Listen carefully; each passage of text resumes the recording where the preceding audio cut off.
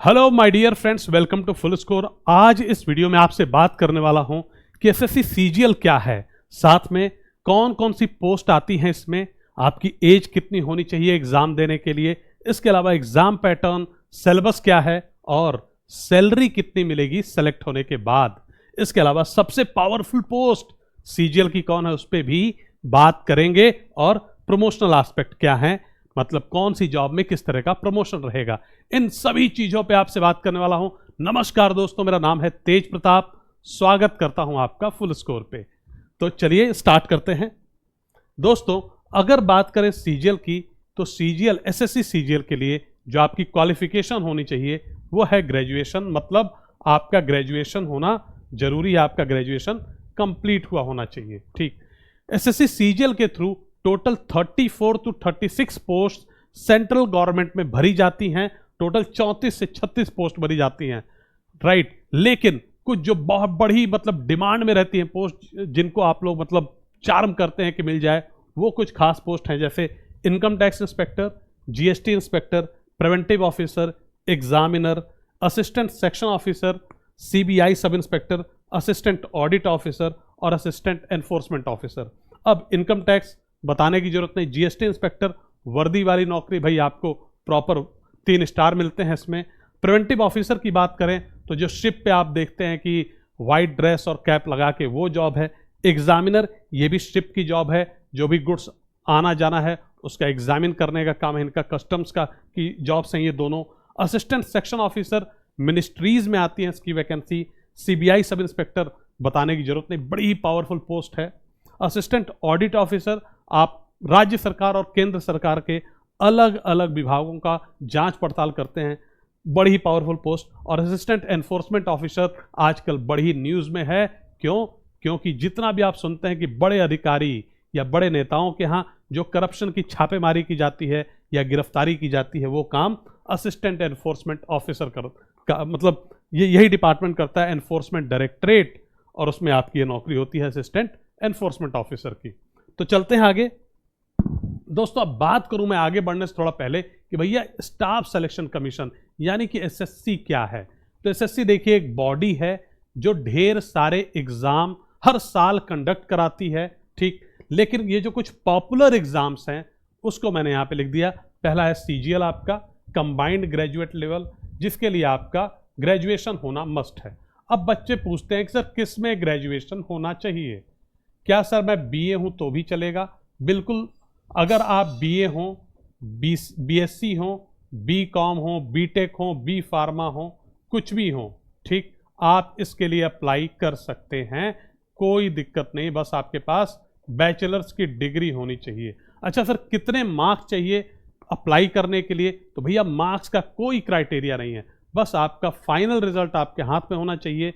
Graduation complete, चाहे आपने 3 साल में किया, चाहे 5 साल में, 6 साल में बैक लगा के भी किया, कोई मतलब नहीं उसका, आपका ग्रेजुएशन कंप्लीट होना चाहिए। दैट इज वेरी इंपॉर्टेंट, ठीक। अब बात करूं सीएचएसएल की, तो ये 12th पास की है, कोई भी स्ट्रीम में आपका 12th कंप्लीट हुआ हो वो ज़्यादा इंपॉर्टेंट है। सीपीओ, इसके लिए ग्रेजुएशन होना चाहिए आपका, और ये जो जॉब है ये आपको Delhi as well as CISF, CRPF, उसमें आप इससे सब इंस्पेक्टर की पोस्ट पे जाते हैं। एमटीएस की बात करें तो इसमें भी बहुत सारी ढेर बल्क में कई बार वैकेंसीज आती हैं, पॉपुलर पोस्ट है काफ़ी ये भी। एसएससी जीडी, ये भी एक पॉपुलर, इसमें ढेर सारे आप कांस्टेबल्स देखेंगे भरे जाते हैं, सेंट्रल जो भी वहाँ पे यहाँ से मतलब जीडी, एसएससी जीडी के थ्रू भरे जाते हैं। तो ये कुछ बड़ी पॉपुलर पोस्ट एसएससी के थ्रू। अब चलते हैं दोस्तों आगे, देखते हैं जरा एज की बात करते हैं कि भैया एज कितनी होनी चाहिए, कौन कौन अप्लाई कर सकता है। तो आपकी दोस्तों कम से कम जो एज होनी चाहिए वो 18 साल होनी चाहिए। जी हाँ, अगर आपकी एज 18 साल से कम है तो आप अप्लाई नहीं कर सकते, मतलब 18 तो होनी ही चाहिए। और मैक्सिमम कितनी होनी चाहिए, तो कुछ पोस्टों के लिए मैक्सिमम 27, कुछ पोस्टों के लिए मैक्सिमम 30, एक पोस्ट ऐसी है जिसके लिए 32 बात करेंगे, ठीक। दोस्तों, ढेर सारी post auditor, accountant, tax assistant, sub inspector in narcotics वगैरह के लिए 27 साल तक की एज रखी गई है, ठीक। कुछ पोस्ट ऐसी हैं एक पोस्ट ऐसी है जिसके लिए 32 साल तक कोई अप्लाई कर सकता है, वो है जेएसओ जूनियर स्टैटिस्टिकल ऑफिसर की पोस्ट। अब बात करें 20 से 30 साल में कौन लोग फॉल करते हैं, तो असिस्टेंट सेक्शन ऑफिसर जो अलग अलग मंत्रालय में हैं, अलग अलग मिनिस्ट्रीज में आपको अपॉइंट किया जाता है असिस्टेंट सेक्शन ऑफिसर, उसके लिए आपकी एज 20 साल से कम नहीं होनी चाहिए। मतलब 18 साल है तो आप ये वाली पोस्ट नहीं ले सकते, सीएसएस में नहीं जा सकते, ठीक। तो फिर आपको इधर इधर इधर ये अप्लाई कर सकते हैं। तो यहाँ से जो 20 साल मतलब 20 से 30 की एज रखी गई है, उसके लिए सीएसएस की पोस्ट है मिनिस्ट्रीज में, IB, intelligence bureau, ministry of railway, ministry of external affairs और आर्म्ड फोर्स हेडक्वार्टर्स की जो पोस्ट हैं उनके लिए 20 साल मिनिमम एलिजिबिलिटी है, ठीक। अब ऑल अदर पोस्ट 30 फॉल करती हैं। तो भैया कौन कौन सी पोस्ट है ये? जो बड़ी पावरफुल पोस्ट मैंने आपको शुरू में बताई थी वो सारी उन सभी की एज 30 साल तक है। जैसे आप जीएसटी इंस्पेक्टर हों, preventive officer, examiner, income tax inspector, इन सब के लिए ये सारी तमाम पोस्ट और भी हैं जिनके लिए 30 साल तक एज आपको दी जाती है, इवन असिस्टेंट ऑडिट ऑफिसर के लिए भी। दोस्तों आगे चलते हैं। अब मैं बात करूं अगर आपसे दोस्तों की एग्जाम का पैटर्न क्या है, तो सिलेबस क्या है। सिलेबस देखेंगे आप दोस्तों टीयर 1। अब एग्जाम जो है आपका 2 हिस्सों में डिवाइडेड है, टीयर 1 और टीयर 2 में। पहले आप टीयर 1 का एग्जाम देते हैं, क्लियर करते हैं उसको, रिजल्ट आता है, फिर आप टीयर 2 में बैठते हैं। जितने लोग पास होते हैं टीयर 1 में वो टीयर 2 देते हैं और फिर फाइनल रिजल्ट बनाया जाता है बाद में, ठीक। तो दोस्तों अगर टीयर 1 की बात करूं मैं, तो इसमें आपसे reasoning, general awareness, quantitative aptitude और इंग्लिश कॉम्प्रिहेंशन यानी इंग्लिश लैंग्वेज एंड कॉम्प्रिहेंशन, इससे क्वेश्चन पूछे जाते हैं। सबसे 25-25 क्वेश्चन पूछे जाते हैं। रीजनिंग हो, जीए हो, क्वांट हो या इंग्लिश हो, 25-25 क्वेश्चन। हर क्वेश्चन 2 मार्क्स का, 50 × 4 करेंगे आप, टोटल 200 मार्क्स का दोस्तों आपका पेपर होता है। अब टाइम कितना मिलता है इसके लिए, तो ये जो 200 मार्क्स का पेपर है, टोटल 100 क्वेश्चंस हैं, इनको आपको अटेम्प्ट करना होता है 1 आवर में, 1 घंटे में आपको कंप्लीट करना पड़ता है। अगर आपने सही किया तो आपको 2 नंबर मिलते हैं और अगर आपने गलत कर दिया क्वेश्चन तो आपके 0.5 मार्क्स काट लिए जाते हैं, ठीक, राइट। अब देखिए जब आपने टीयर 1 दे लिया उसके बाद पास हो गए, टीयर 2 देंगे। टीयर 2 का सिलेबस क्या है वो समझेंगे। उससे पहले हम समझते हैं जरा, टीयर 2 जो है दोस्तों वो सेशंस में डिवाइडेड है, सेशन 1 और सेशन 2।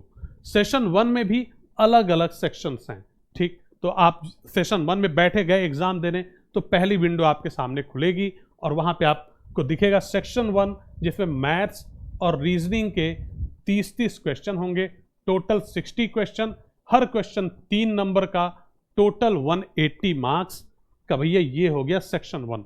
टाइम कितना मिलेगा 60 क्वेश्चन के लिए? 1 घंटा। उसके बाद विंडो क्लोज हो जाएगी, फिर सेकंड सेक्शन आप अटेम्प्ट करेंगे अगले विंडो में, ठीक है। उस वहां पे आपको दिखेगा इंग्लिश लैंग्वेज और जनरल अवेयरनेस, ठीक है। इंग्लिश का वेटेज काफ़ी ज़्यादा है, आपको इंग्लिश के टोटल 45 क्वेश्चंस मिलेंगे और जीए के 25, टोटल 70 क्वेश्चन होते हैं। हर क्वेश्चन दोस्तों 3 मार्क्स का, 210 नंबर, राइट। तो टाइम कितना है? 1 घंटा। यहाँ पे भी टोटल आपको 70 क्वेश्चंस करने हैं और आपको मिलेंगे 210 नंबर का ये पूरा सेक्शन, आपका ये सेक्शन है, ठीक। इसके बाद आपको एक कंप्यूटर नॉलेज का भी टेस्ट देना होगा, ये भी ऑनलाइन होगा, ऑब्जेक्टिव टेस्ट है, ठीक। और इसके लिए आपको 15 मिनट मिलता है। खास बात यह है कि जो कंप्यूटर वाला टेस्ट है वो क्वालिफाइंग है, मतलब ये मेरिट के लिए इंपॉर्टेंट नहीं है, इसमें आपको सिर्फ पास होना होता है, क्वालिफाई करना होता है। लेकिन हाँ, इसको आप हल्के में नहीं ले सकते, क्योंकि अगर आप इसमें पास नहीं होंगे तो आपने कितना भी अच्छा बाकी पेपर किया हो, आपके मार्क्स कैलकुलेट नहीं किए जाएंगे, आपका रिजल्ट नहीं रिलीज होगा, आप मतलब फेल मान लिए जाएंगे। तो ये ध्यान आपको रखना बहुत जरूरी है, ठीक। आइए देखते हैं आगे। इसके बाद एक अगले सेशन में एक सेक्शन होगा डेटा एंट्री स्पीड टेस्ट का, मतलब आपको कंप्यूटर पे टाइपिंग बैठ के करनी होगी। इसका भी टाइम 15 मिनट होगा। 15 मिनट में आपको जो भी पैसेज वगैरह है कंप्लीट करना होगा, उसमें गलतियां वगैरह ना करें, इसकी आपको कोशिश करनी होगी, ठीक। अच्छा, कुछ बच्चे जिन्होंने जेएसओ जूनियर स्टैटिस्टिकल ऑफिसर या AAO के लिए अप्लाई किया है, ठीक, तो उनका फिर अगले दिन पेपर होता है जेएसओ का, जूनियर स्टैटिस्टिकल ऑफिसर का। 100 क्वेश्चन पूछे जाते हैं 2 नंबर के, 200 नंबर का पेपर, हर क्वेश्चन 2 नंबर का, 2 घंटे में आपको कंप्लीट करना होता है। ठीक, इसी प्रकार से पेपर 3 यह है AAO के लिए, यहाँ पे भी 100 question, 2 marks each, 200 marks total in 2 hours, ये भी आपको कंप्लीट करना होगा अगर आपने इन पोस्ट के लिए अप्लाई किया है तो। ठीक है, इसके बाद प्यारे बच्चे बात करूं मैं फिजिकल स्टैंडर्ड की, तो फिजिकल स्टैंडर्ड के लिए सीधे चलते हैं, हम समझते हैं जरा। देखिए क्या मतलब फिजिकल स्टैंडर्ड सभी पोस्टों के लिए जरूरी है? नहीं, ऐसा नहीं है। फिजिकल स्टैंडर्ड हर पोस्ट के लिए जरूरी नहीं है, वो कुछ इंस्पेक्टर पोस्टों के लिए जरूरी है। क्या सभी इंस्पेक्टर पोस्ट? नहीं। इनकम टैक्स इंस्पेक्टर हो गया, इंस्पेक्टर ऑफ पोस्ट वगैरह, इनके लिए आपकी हाइट कुछ भी है, आपने आंखों में चश्मा लगाया नहीं लगाया, कोई फर्क नहीं पड़ता है। कहाँ जहां एप्लीकेबल है वो मैं आपसे डिस्कस कर लेता हूं। ठीक, तो अगर मैं आपसे बात करूं दोस्तों, तो जो जीएसटी इंस्पेक्टर है सेंट्रल एक्साइज में, या एग्जामिनर जो मैंने आपसे बात करी शिप कस्टम्स की ये जो जॉब्स हैं, प्रिवेंटिव ऑफिसर, वहां पे कुछ फिजिकल स्टैंडर्ड रखे गए हैं। ठीक है, क्या फिजिकल स्टैंडर्ड है? यहाँ पे जो आपकी हाइट होनी चाहिए मेल की वो 157.5 सेंटीमीटर होनी चाहिए, चेस्ट 81 सेंटीमीटर एक्सपेंशन के साथ 5 सेंटीमीटर चेस्ट एक्सपेंशन। यहाँ पे छूट भी दी गई है गढ़वाली, आसामी, गोरखा या शेड्यूल ट्राइब के लोगों को 5 सेंटीमीटर की। ठीक, यहाँ पे फिजिकल टेस्ट भी होता है दोस्तों, पर ये बहुत ही सिंपल फिजिकल टेस्ट है। मैंने आज तक किसी को नहीं सुना कि कोई इसमें फेल हुआ हो, तो इसकी आपको टेंशन ज़्यादा लेने की जरूरत नहीं। कभी कभार भी आप क्रिकेट वगैरह खेलते रहते हैं, कोई गेम खेलते हैं, तो बड़े आराम से फिजिकल टेस्ट क्लियर कर लेंगे। बस आपको अपनी हाइट का ध्यान रखना है। ये हाइट मेल्स के लिए है। फीमेल के हाइट की बात करूं प्यारे बच्चे, तो उनकी हाइट 152 सेंटीमीटर होनी चाहिए और वेट मिनिमम 48 किलोग्राम्स। ठीक, इनको भी हाइट में छूट दी गई है 2.5 सेंटीमीटर की, गोरखास, गढ़वालीज, आसामीज और एसटीज कैंडिडेट्स को। ठीक, इनके लिए भी फिजिकल टेस्ट है जो कि बहुत आसान है, सभी बच्चे क्लियर कर लेंगे। बस हाइट आप देख लें कि आपकी हाइट कितनी है। अच्छा हाँ, आंखों के लिए क्या है, तो आंखों पे चश्मा कितना भी हो कोई दिक्कत नहीं है, लेकिन जो अगला फिजिकल स्टैंडर्ड आपसे डिस्कस करने जा रहा हूं, वहां पे आंखों के चश्मे का भी ध्यान रखना पड़ेगा आपको, कितना चश्मा है नहीं है। ठीक, तो ये कौन सी पोस्ट है? यह है सब inspector in CBI, one of the most powerful post of CGL. ठीक, हाइट कितनी? 165 फॉर मेन, 150 फॉर वीमेन। ठीक, छूट दी गई है 5 सेंटीमीटर हिल्समैन और ट्राइबल्स को। ठीक है, इसके अलावा चेस्ट आपका 76 सेंटीमीटर विद एक्सपेंशन होना चाहिए। अब यहाँ पे बात आ गई विजन की, आपकी आंखें डिस्टेंट विजन, दूरदृष्टि 6/6 in one eye and 6/9 in the other, ये मैक्सिमम ये होना चाहिए। ठीक, नियर विजन 0.6 और 0.8। अब ये देखेंगे जो आंखों की बात है वो आगे भी, जैसे अभी हम सीबीआई सब इंस्पेक्टर की बात कर रहे हैं, वो आगे भी रिपीट होगी, लेकिन हाइट बढ़ जाएगी। देखेंगे आप, जैसे एनआईए में अगर आप जाना चाहते हैं सब इंस्पेक्टर की पोस्ट पे, तो आपकी हाइट 170 फॉर मेल और 150 फॉर फीमेल होनी चाहिए। यहाँ पे भी छूट दी गई है 5 सेंटीमीटर की ट्राइबल सेल्समैन को। ठीक, चेस्ट 76 सेंटीमीटर, ये पहले बात होगी। और आंखों के लिए भी आप देखेंगे बिल्कुल एग्जैक्ट सेम क्राइटेरिया जो कि मैंने आपसे सीबीआई के लिए डिस्कस किया है। अब प्यारे बच्चे, अगर मैं आपसे बात करूं, ये पोस्ट जो है आपकी नारकोटिक्स कंट्रोल ब्यूरो की है, एनसीबी की है। यहाँ पे आपकी हाइट 165, वीमेन की 152। ठीक, यहाँ पे जो छूट वगैरह दी गई है लिखा हुआ है सब कुछ, आप देख सकते हैं। चेस्ट वही 76 सेंटीमीटर और आंखों के लिए भी सेम क्राइटेरिया है जो पहले मैं आपसे बता चुका हूँ। तो प्यारे बच्चे, इस प्रकार से सारा रहता है। तो अभी हमें डिस्कस क्या क्या करना है? अभी डिस्कस करना है हमें सैलरी, पावर और प्रमोशनल एस्पेक्ट। लेकिन उससे आगे बढ़ने से पहले आपको बता दूं कि भाई सेलेक्ट अगर होना है तो उसके लिए बहुत ज़रूरी है कि हम बहुत ढंग से अपनी तैयारी करें। तो फुल स्कोर में हमने लगातार, पीछे आप देखेंगे ढेर सारे सिलेक्शंस दिए हैं, इतने सिलेक्शन दिए हैं कि जिसका कोई हिसाब नहीं है। ठीक, ये देखेंगे आप फुल स्कोर जो हमारे AAO के सिलेक्टेड बच्चे हैं, ऑल इंडिया रैंक 1 2019 में, AIR 4, AIR 6, AIR 8, 9, 12 ऐसे हमने सिलेक्शन दिए हैं। मतलब we have given selections in bulk, और पिछले कई सालों से सिलेक्शन देते आ रहे हैं। ठीक, तो आप किस चीज़ का इंतज़ार कर रहे हैं? अगर आप तैयारी करना चाहते हैं तो हमारे साथ जुड़ सकते हैं और अपनी तैयारी को बहुत बढ़िया बना सकते हैं। उसके लिए आपको क्या करना है? आपको फुल स्कोर ऐप डाउनलोड करना है प्ले स्टोर से और अपनी तैयारी शुरू कर देनी है। ठीक, चलते हैं दोस्तों आगे, बात करते हैं सैलरी की।